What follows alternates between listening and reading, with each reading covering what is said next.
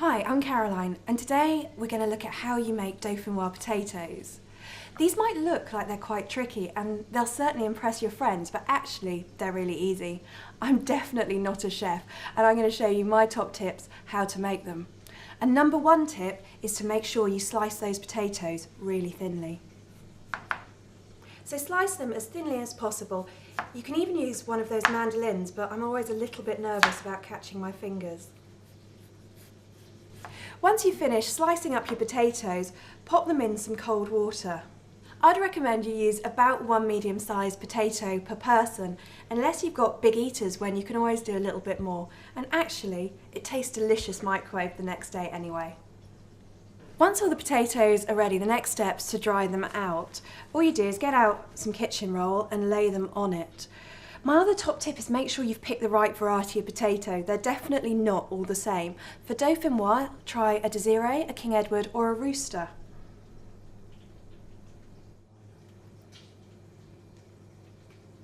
If you've got lots of time, you can just take your potatoes and layer them into a dish and put them in the oven with the cream and milk. But what I like to do is do it on the stovetop, as it speeds up the cooking process a little bit. What you need is double the amount of cream to milk, and then it's absolutely rich and delicious. Just take them and pop them in your saucepan.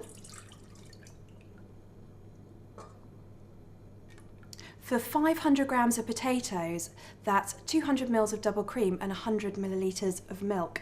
And then crush in a clove of garlic.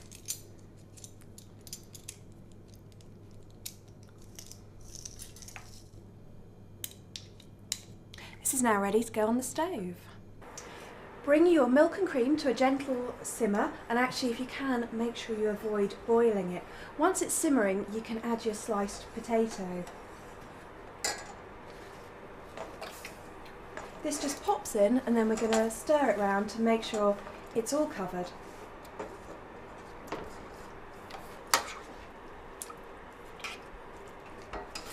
And then just pop the lid on, and you can leave it to cook for 10 minutes, but do keep an eye on it because you don't want it to boil, so make sure the temperature's turned down. These have been simmering for 10 minutes, so the potatoes will be partly cooked through, which speeds up the oven process. It's now a simple job. We just need to spoon out the potatoes and put them into an oven-proof dish, ideally in quite flat layers. Because I used a slotted spoon, you can pour the milk and cream over at the end, which means you just get a nice finish on the dish.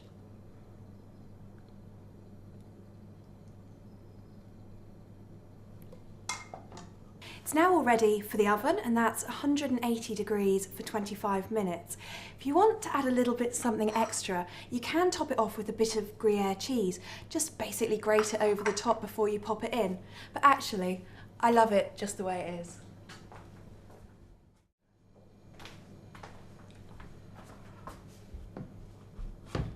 It's been in the oven for 25 minutes, and as you can see, it's gone crispy and delicious. If you've got someone you really want to impress, cook it a day early, because what you can do after it chills is cut circles out of it and then just pop them back in the oven on a baking sheet to warm through. It'll take about 10-15 minutes. Anyway, it looks absolutely delicious and I can't wait to dive in.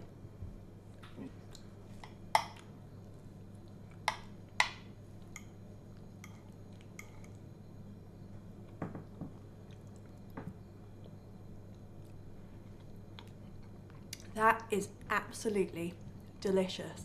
And look how easy it's been. If you want this and lots of other fantastic potato recipes, go to lovepotatoes.co.uk.